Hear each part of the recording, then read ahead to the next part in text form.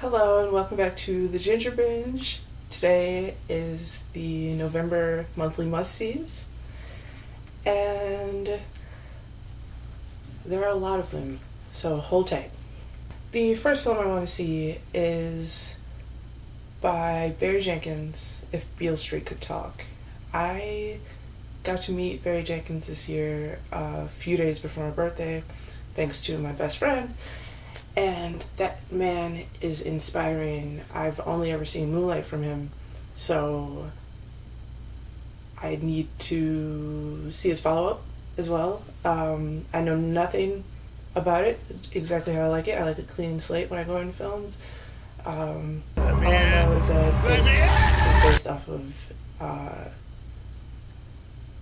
one of James Baldwin's works. So yeah, fingers crossed that, but not even fingers crossed, I know that this film will blow me away. It's just a guarantee. The next film I want to see in November is also a black directed film. It's been a long time since I've seen a Steve McQueen film, and that is Widows. The main cast is primarily black and female, and it's like a 52-year-old black woman in an action drama, and who doesn't want to see that? Who does not want to see Viola Davis out Liam Neeson?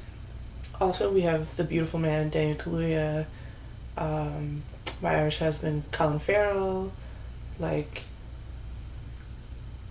that's all I know, and that's all I want to know, because I've been waiting for this film for years.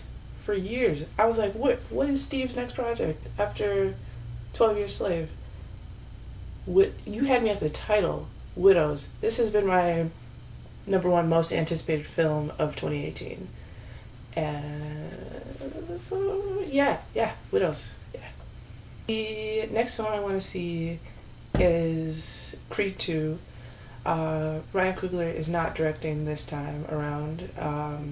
To live up to fill Coogler's shoes that's quite the task, and I hope he does it, because Creed got me into the Rocky franchise. Adonis just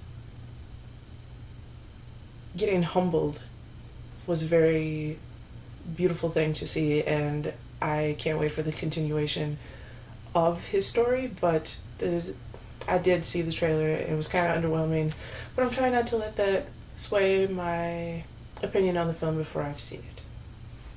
Disney's on a roll this year. Did you notice? Well, I feel like they're on a roll all the time. So I want to see Wreck-It Ralph 2, because I very much enjoyed the first one, despite how depressing it was. I primarily want to see it because of the princesses. They have all of the original voice actresses who are still alive voicing their respective princesses. And I can't wait. Ming-Na Wen. Huge Mulan fan. Huge. And it's just cute. It's just going to be a fun, good time. Hopefully I won't cry like the first one. This one seems dumber, as most sequels are. So yeah, I will be seeing that soon, hopefully. The last film that I really want to see is The Green Book, and I know it seems like an interracial buddy road trip movie, which, I mean, that's valid, it is that, but also I love Mahershala. I have not seen him in anything since Moonlight, I don't think. And I mean, I could do Viggo's, whatever, who cares. I am interested in the concept of The Green Book itself. I'm not quite sure who wrote it, but it's basically a guideline to racist America and where it was safe for black people to travel and where it wasn't. So I am interested of the historical aspect of the film above everything else. Also Mahershala, of course. Now, on to the films that I will watch when they come on HBO. And that is The Girl in the Spider's Web. I will never forgive David Fincher for even touching another franchise and then dumping it.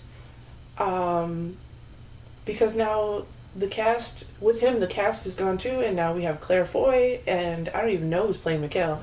I don't know. And then this isn't even one of the original books. This is Stieg Larsson's unpublished novel, and I don't know, man. I wish Stieg was still alive. I wish David Fincher wasn't an asshole. I, as much as I don't care for her as an actress, I want Rooney back. I want Daniel back. And I want to live in that universe where everyone's back. I will not be giving my money to this movie in any way, shape, or form, and that is Fantastic Beasts: The Crimes of Grindelwald. We have abuser Johnny Depp in the role when he didn't need to be. We have J.K. Rowling, who doesn't know how to write scripts at all. We have an Asian woman who is cursed and serves a Nazi wizard for the rest of her life as a snake. Like, oh, and then, like, Dumbledore can't even solve his own problems. He's like, I can't fight my ex. Why don't I have my student do it? Like, also, why is Dumbledore young in the 20s? We saw him in what, the 30s, 40s, around that era, and he was old. So he goes from Jude Law to old in a very short period of time, probably like 15 years. That makes no sense. Continuity, Joanne. We Potterheads, we care about such things. And finally, the last film that I will not be seeing for November is Bohemian Rhapsody. Growing up, I was a huge Queen fan, still am, one of my favorite bands of all time, specifically because of Freddie Mercury. First of all, Rami Malek is not Indian at all. South Asian people and North African people are not interchangeable at all.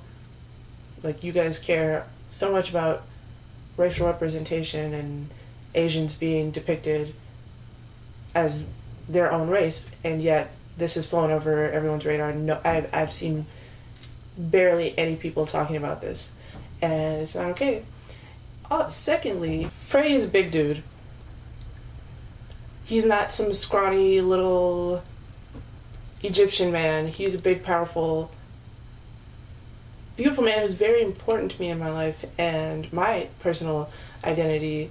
And I also hear that they are not going to address or go in depth, or, you know, about Freddie's partner, lifelong partner, and that's...